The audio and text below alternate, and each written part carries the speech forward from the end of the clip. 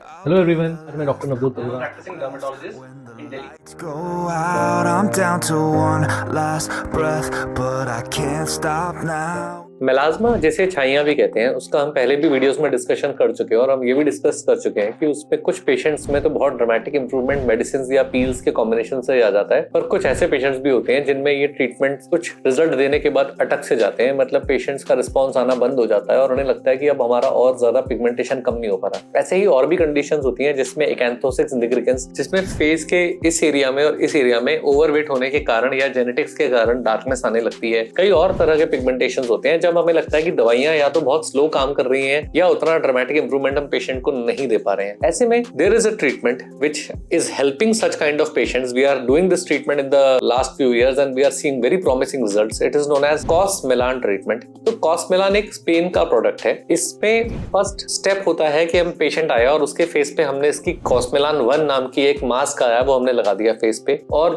बाकी इसकी home care kit जो अप्रोक्सीमेटली 1.5 से 2 महीना चलती है वो भी इस ट्रीटमेंट के साथ ही आती है, उस किट के साथ ही आती है, और वो हम पेशेंट को घर के लिए दे देते हैं। Now we are seeing amazing results in resistant cases of melasma, in resistant cases of acanthosis nigricans। बल्कि एक कंडीशन होती है amyloidosis cutaneous जो बहुत ही रेजिस्टेंट मानी जाती है, उसमें भी इसके बहुत अच्छे result we are seeing. So the main problem with this treatment is the exfoliation time. मतलब इसमें स्किन पील ऑफ 8 से 10 दिन, कभी कभी 15 दिन तक होती है फर्स्ट कोट लगाने के बाद, और उसमें कभी कभी स्किन में रेडनेस, स्वेलिंग भी आती है। लेकिन लॉन्ग टर्म में ये सारी चीजें ठीक हो जाती हैं और बहुत हद तक पेशेंट्स का ड्रामेटिक इंप्रूवमेंट आ जाता है पिगमेंटेशन में, टोन में, स्किन के टेक्सचर में, और जो भी उनकी मेन कंडीशन थी मेलाज्मा, एमाइलोइडोसिस या एकैंथोसिस, उसमें। तो डेफिनेटली जिसका भी रिजल्ट अटका पड़ा है, उसको अपने मेडिकल ट्रीटमेंट से या पील से या कार्बन लेजर से इंप्रूवमेंट नहीं आ रहा है, उसको अपने डर्मेटोलॉजिस्ट से इस ट्रीटमेंट के बारे में डिस्कशन करना चाहिए। बट स्टिल सब कुछ ठीक होने के बाद भी हल्का फुल्का मेंटेनेंस क्रीम्स और टैबलेट्स तो पेशेंट को लेने पड़ेंगे so that we can maintain that result. इस ट्रीटमेंट को लेके कुछ डाउट्स होते हैं पेशेंट में कि जैसे